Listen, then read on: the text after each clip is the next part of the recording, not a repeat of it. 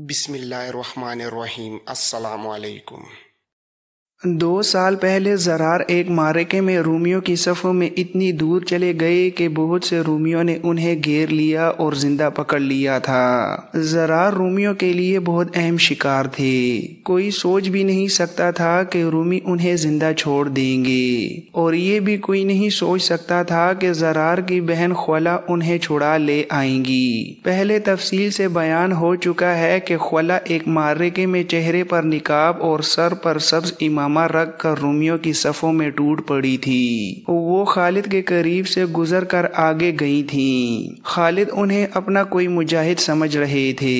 انہوں نے آخر انہیں اپنے پاس بلایا تو انہیں پتہ چلا کہ یہ کوئی آدمی نہیں بلکہ ایک عورت ہے اور زرار بن الازور کی بہن ہے۔ یہ اطلاع مل گئی کہ رومی زرار کو باجولا کر کے فلاں طرف لے جا رہے ہیں۔ رومیوں کی تعداد خاصی زیادہ تھی۔ رافع بن امیرہ کو 100 سوار دے کر خالد نے زرار کو چھڑا لانے کو بھیجا تو خولا بھی پیچھے پیچھے چلی گئیں۔ خالد کو ان کے جانے کا علم نہیں تھا۔ جب وہ رافع بن امیرہ کے سواروں سے جا ملی تو رافع نے بھی انہیں روکا تھا، لیکن خولا رکی نہیں۔ انہوں نے اپنے بھائی کو آزاد کرانے کے لیے رومیوں پر حملہ کر کے مردوں کو حیران کر دیا تھا۔ اس طرح جان کی بازی لگا کر زرار کو رومیوں سے چھڑا لیا تھا اور اپنے ساتھ لے آئی تھیں۔ ان کے وہ الفاظ جو انہوں نے زرار کو گلے لگا کر کہے تھے، جو تاریخ میں محفوظ ہیں: میرے عزیز بھائی، میرے دل کی تپش دیکھ، کس طرح تیرے فراق میں جل رہا ہے۔ اب جب کہ رومی بلند و بالا پہاڑ کی طرح سامنے کھڑے تھے تو ہند اور خولا اور دوسری مسلمان عورتیں صرف بیویوں اور بیٹیوں کی حیثیت سے بیٹھی نہیں رہ سکتی تھیں، نہ وہ اپنے فرض کو صرف دعاؤں تک محدود رکھ سکتی تھیں۔ ہند اور خولا عورتوں کے کیمپ میں مردانہ چال چلتی گھوم پھر رہی تھیں۔ وہ عورتوں کو لڑائی کے لیے تیار کر رہی تھیں۔ انہوں نے یہاں تک فیصلہ کر لیا تھا کہ بچوں والی عورتوں کو پیچھے پھینک کر آگے چلی جائیں گی۔ رومی سالار جرجا نے خالد کے ہاتھ پر اسلام قبول کیا اور اس کے ساتھ ہی انفرادی مقابلے پھر شروع ہو گئے۔ رومی اپنے سالار جرجا کی کمی کی خفت یوں مٹانے لگے کہ وہ اپنے چنے ہوئے سالاروں کو انفرادی مقابلوں کے لیے اتارتے جا رہے تھے۔ عموماً 3-4 مقابلے ہوا کرتے تھے، لیکن مقابلوں کو ختم ہی نہیں ہونے دے رہے تھے۔ ادھر سے کوئی سالار، نائب سالار یا کوئی کماندار سامنے آ کر رومیوں کو للکارتا تو رومی اپنے کسی نامی گرامی تیغزن یا پہلوان کو آگے کر دیتے تھے۔ تقریباً ہر مقابلے میں رومی مارا گیا یا بھاگ گیا۔ خلیفہ اول ابو بکر کے بیٹے عبد الرحمن مقابلے کے لیے سامنے آئے۔ عبد الرحمن نے دونوں فوجوں کے درمیان گھوڑا ایک چکر میں دوڑاتے ہوئے للکار کر کہا: میں ہوں رسول اللہ کے پہلے خلیفہ ابو بکر کا بیٹا۔ رومیوں، میری حیثیت کا کوئی سالار آگے بھیجو۔ تاریخ میں اس رومی سالار کا نام نہیں ملتا جو ان کے مقابلے میں آیا۔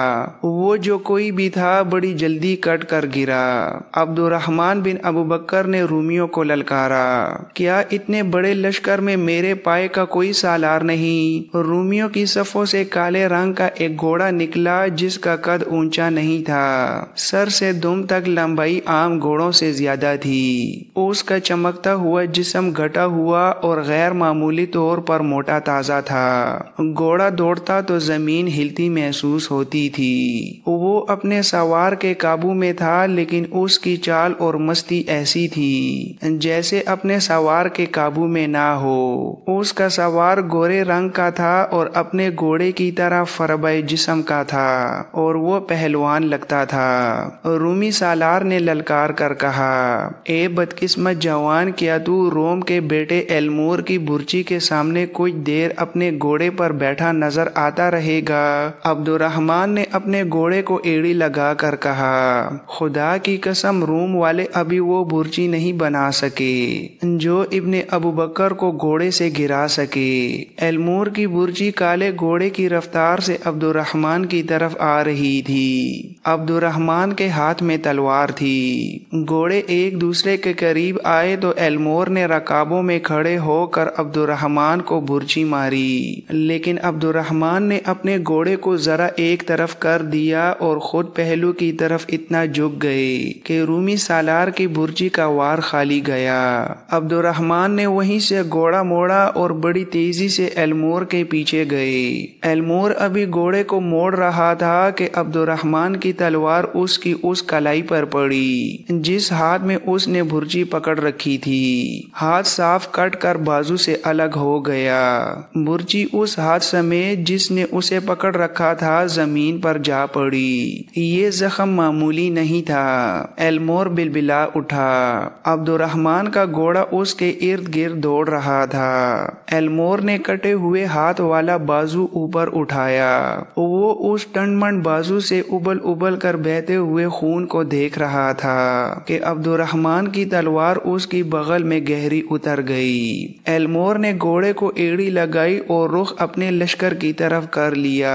وہ اپنے لشکر تک نہ پہنچ سکا اور راستے میں ہی گر گیا، پر اس کا کالا گھوڑا اپنے لشکر تک پہنچ گیا۔ عبدالرحمن نے ایک بار پھر رومیوں کو للکارا، لیکن خالد نے انہیں پیچھے بلا لیا۔ ضروری نہیں تھا کہ عبدالرحمن ہر مقابلہ جیت جاتے۔ یکے بعد دیگرے 6-7 مسلمان سالار انفرادی مقابلوں کے لیے گئے اور ان کے مقابلے میں اترنے والے رومی مارے گئے یا شدید زخمی ہو کر بھاگ گئے۔ عبدالرحمن ایک بار پھر بغیر کسی کی اجازت کے آگے چلے گئے اور رومیوں کو للکارا۔ ایک رومی سالار ان کے مقابلے میں آیا اور واپس نہ جا سکا۔ یہ تیسرا رومی سالار تھا جو عبدالرحمن کے ہاتھوں مارا گیا تھا۔ اس طرح عبدالرحمن نے 3 رومی سالاروں کو مار ڈالا۔ خالد نے انہیں سختی سے کہا کہ اب وہ آگے نہ جائیں، اب کوئی آگے نہیں جائے گا۔ رومی سالار اعلی مہان نے حکم دیا اور اپنے ساتھ کے سالاروں سے کہا، اگر یہ مقابلے جاری رہے تو ہمارے پاس کام کا کوئی ایک بھی سالار نہیں رہے گا۔ کیا ہمیں اعتراف نہیں کر لینا چاہیے کہ ہمارے پاس کوئی ایسا سالار یا کوئی اور آدمی نہیں جو دو بدو مقابلے میں مسلمانوں کو شکست دے سکے؟ اگر ہم اپنے سالاروں کو اسی طرح مرواتے گئے تو اپنے لشکر پر اس کا بہت برا اثر پڑے گا۔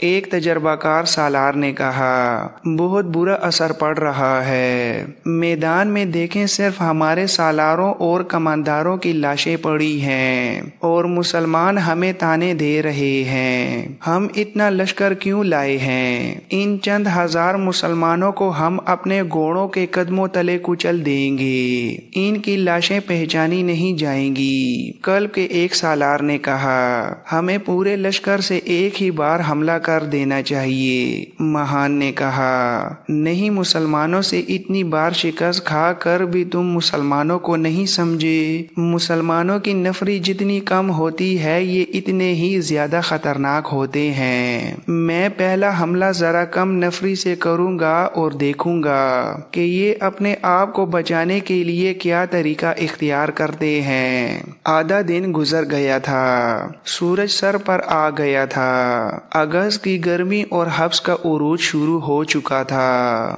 مہان نے اتنی ہی نفری حملے کے لیے آگے بڑھائی جتنی مسلمانوں کی تھی۔ یہ اس کے اپنے لشکر کی نفری کا چوتھا حصہ تھا، یعنی تقریباً 40,000۔ یہ تمام نفری پیادوں کی تھی۔ جب یہ نفری رومیوں کی دفوں کی تال پر آگے بڑھی تو لگتا تھا جیسے طوفانی سمندر کی موجیں پہلو بہ پہلو بکھری ہوئی غراتی ہوئی اپنے ساتھ ہی سب کچھ بہا لے جانے کو آ رہی ہیں۔ کسی مجاہد کی گرجدار آواز بلند ہوئی، اسلام کے پاسبانوں، آج کا دن تمہارے امتحان کا دن ہے۔ اللہ تمہیں دیکھ رہا ہے، اللہ ہمارے ساتھ ہے۔ مسلمانوں کی صفوں سے تکبیر کے نعرے گرجے۔ اگلی صف میں جو لمبی برچیوں والے تھے اور جو تیر انداز تھے وہ تیار ہو گئے۔ ایک ایک تیر کمانوں میں چلا گیا، برچیاں تن گئیں۔ ہر مجاہد کی زبان پر اللہ کا نام تھا۔ بعض کسی نہ کسی آیت کا ورد کر رہے تھے۔ رومی پیادوں کا سیلاب قریب آ گیا تھا۔ اسلام کے نیزہ بازوں نے بڑھ بڑھ کر برچیوں کے وار شروع کر کر دیے۔ آگے والے رومی گرتے تھے تو پیچھے والے انہیں رونتے ہوئے آگے بڑھتے۔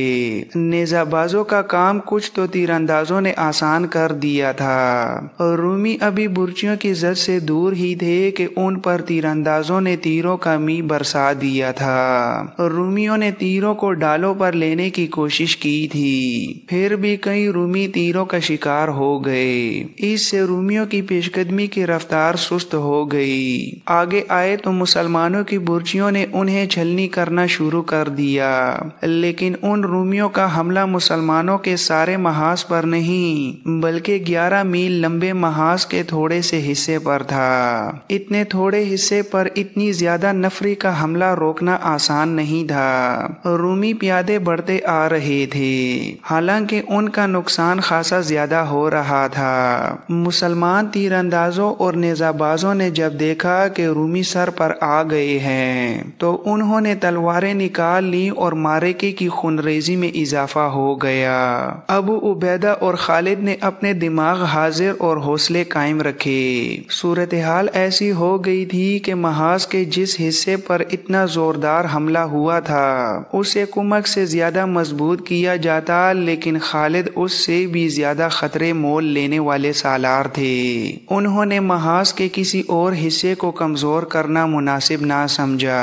مجاہدین کو معلوم تھا کہ وہ کتنے ہیں اور ان کے پاس کیا ہے، انہی حالات میں لڑنا تھا۔ وہ دیکھ رہے تھے کہ جنگ فیصلہ کن ہوگی، چنانچہ انہوں نے کمک اور مدد کی امید دل سے نکال پھینکی تھی۔ مدد کے لیے وہ صرف اللہ کو پکارتے تھے۔ صاف نظر آ رہا تھا کہ رومی سالار احتیاط سے کام لے رہے ہیں۔ رومی سالار اعلی مہان دیکھ رہا تھا کہ اس کے حملہ آور پیادے کٹ رہے ہیں اور وہ مقصد پورا ہوتا نظر نہیں آ رہا تھا جس مقصد کے لیے اس نے حملہ کرایا تھا۔ پھر بھی اس نے اپنے حملہ آور پیادوں کو پیادہ یا سوار دستے کی کمک نہ دی۔ مورخ لکھتے ہیں کہ مہان کو یہ توقع تھی کہ مسلمان اس حملے کا مقابلہ کرنے کے لیے اپنے پورے محاذ کو درہم برہم کر دیں گے، لیکن اس کی یہ توقع پوری نہیں ہو رہی تھی۔ کمک نہ ملنے کا اور اپنے اتنے زیادہ نقصان کا اثر رومی حملہ آور پیادوں پر بہت برا ہوا۔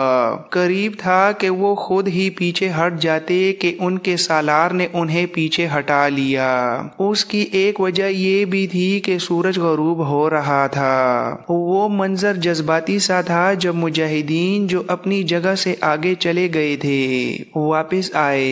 ان کی عورتیں ان کی طرف دوڑ پڑیں، وہ اپنے خاوندوں کو پکار رہی تھیں۔ انہوں نے اپنے مردوں کو گلے لگایا اور جو زخمی تھے ان کی باقاعدہ مرہم پٹی کرنے سے پہلے اپنی اوڑنیاں پھاڑ پھاڑ کر ان کے زخم صاف کیے اور ان پر اوڑنیوں کی پٹیاں باندھ دیں۔ عورتیں پانی کے مشکیزے اٹھائے میدان جنگ میں پھیل گئیں۔ وہ ان زخمیوں کو ڈھونڈتی پھرتی تھیں جو اپنے سہارے اٹھ کر چلنے کے قابل نہیں تھے۔ عورتوں کے انداز میں والہانہ پن اور دیوانگی سی تھی۔ وہ شدید زخمی ہو جانے والوں کو پانی پلاتی، ان کے زخموں پر کپڑے پھاڑ کر پٹیاں باندھتی اور انہیں اٹھا کر اپنے سہارے پیچھے لا رہی تھیں۔ شام گہری ہو گئی تو میدان جنگ میں مشعلیں نظر آنے لگیں۔ عورتوں کے ساتھ مجاہدین بھی اپنے شدید زخمی اور شہید ساتھیوں کو ڈھونڈ رہے تھے۔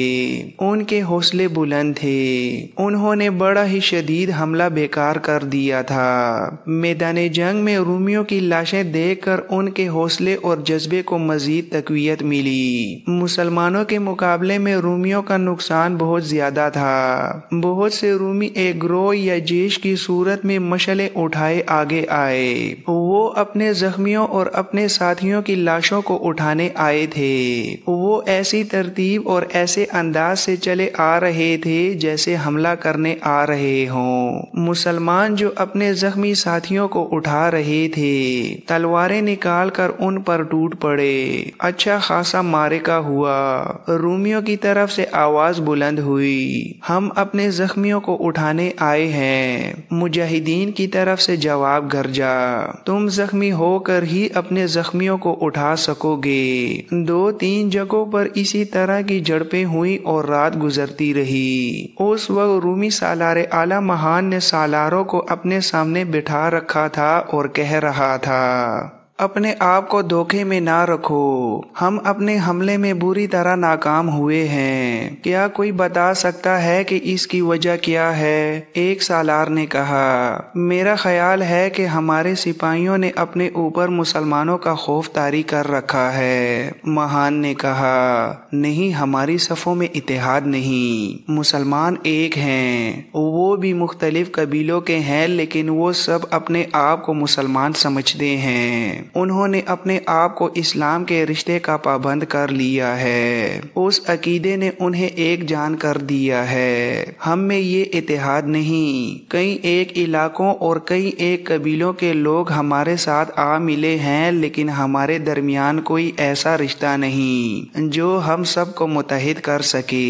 ایک پرانے سالار نے کہا، ایک رات میں اتحاد پیدا نہیں کیا جا سکتا سالار اعلیٰ، ہمارے درمیان اتحاد نہ ہونے کا یہ مطلب تو نہیں کہ ہم ایک دوسرے کو پسند نہیں کرتے، ہمیں انہی حالات میں لڑنا ہے۔ مہان نے کہا، ہاں، ہمیں انہی حالات میں لڑنا ہے، میں مایوس نہیں، ہمیں کوئی طریقہ اختیار کرنا پڑے گا، کل صبح ہم اس وقت مسلمانوں پر حملہ کریں گے جب وہ حملہ روکنے کے لیے تیار نہیں ہوں گے اور یہ ان کی عبادت کا وقت ہوگا۔ تقریباً ان تمام مورخوں نے جنہوں نے جنگ یرموک کو تفصیل سے بیان کیا ہے، مہان کا اگلی صبح کے حملے کا پلان اس طرح لکھا ہے کہ مسلمانوں کے قلب پر حملہ کیا جائے گا جو دھوکہ ہوگا، اس کا مقصد یہ ہوگا کہ قلب یعنی مسلمانوں کے درمیانی دستوں کو جن میں مرکزی کمان بھی تھی لڑائی میں الجھا کر یہی روک کر رکھا جائے گا، اس سے فائدہ یہ اٹھایا جائے گا کہ مسلمانوں کا مرکز اپنے دائیں بائیں کی طرف توجہ نہ دے سکے۔ مہان کے پلان کے مطابق اصل حملہ مسلمانوں کے پہلوؤں پر کرنا تھا، جس کا مقصد یہ تھا کہ پہلوؤں کے دستوں کو بکھیر کر ختم کیا جائے اور اگر مسلمان مقابلے میں جم جائیں تو ان پر ایسا دباؤ ڈالا جائے کہ وہ اپنے قلب کی طرف اکٹھے ہو جائیں، اس صورت میں ان پر پہلوؤں اور عقب سے حملہ کیا جائے۔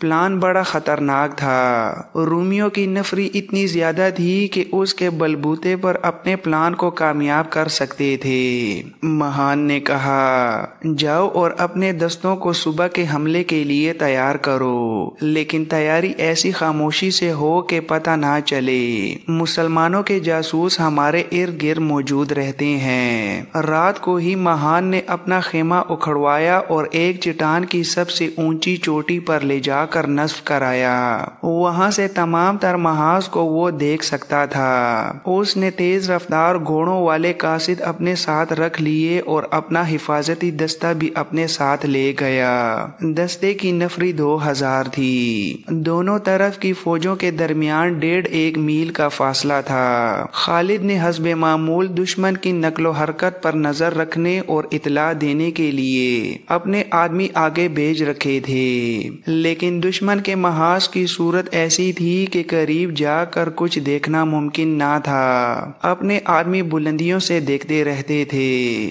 مسلمان فجر کی نماز پڑھ رہے تھے، آگے گیا ہوا ایک آدمی دوڑتا آیا اور خالد کو بتایا کہ رومی تیار ہو کر ترتیب میں آ رہے ہیں۔ خالد نے پوچھا، ترتیب کیسی ہے؟ جاسوس نے جواب دیا، ترتیب حملے کی معلوم ہوتی ہے، پہلے 10 بجے تھے، پھر ان کے دستے بڑی تیزی سے ترتیب میں آ گئے، سوار گھوڑوں پر سوار ہو چکے ہیں۔ خالد نے کہا، ہو نہیں سکتا کہ رومی کہیں اور جا رہے ہوں، وہ حملے کے لیے آ رہے ہیں۔ خالد کچھ پریشان بھی ہوئے لیکن وہ حوصلہ ہارنے والے نہیں تھے، تیاری کا وقت نہیں تھا، اگر رومی تیار تھے تو انہوں نے مسلمانوں کو اس حالت میں آ دبوچنا تھا جب وہ تیاری کر رہے تھے۔ انہوں نے بڑی تیزی سے سے تمام سالاروں کو اطلاع بھجوا دی کہ دشمن کا حملہ آ رہا ہے۔ مسلمان جب تیار ہو رہے تھے اس وقت رومی لشکر اپنے محاذ سے چل پڑا تھا۔ اس کی رفتار خاصی تیز تھی۔ رومی سالاروں کو توقع تھی کہ وہ مسلمانوں کو بے خبری میں جا لیں گے، لیکن وہ جب قریب آئے تو مسلمان تیار تھے۔ وہ خلاف توقع اتنی جلدی تیار ہو گئے تھے۔ خالد نے انہیں لمبا چوڑا حکم نہیں بھیجا تھا، نہ کوئی ہدایت جاری کی تھی، صرف اتنا پیغام دیا تھا کہ دشمن کا حملہ آ رہا ہے، اپنے اپنے محاذ پر تیار رہو۔ صبح کا اجالا سفید ہو رہا تھا، رومی سیلاب کی طرح بڑھے آ رہے تھے۔ ان کا رخ مسلمانوں کے قلب کی طرف تھا۔ ان کے بہت سے دستے دائیں اور بائیں پہلوؤں کی طرف بھی آ رہے تھے، لیکن معلوم یہی ہوتا تھا کہ وہ حملہ قلب پر کریں گے۔ خالد نے اپنے قلب کے دستوں کو آگے بڑھ کر دشمن کا استقبال کرنے کا حکم دیا۔ انہوں نے دفاع کا طریقہ وہی اختیار کیا کہ برچی بازوں اور تیر اندازوں کو آگے رکھا گیا۔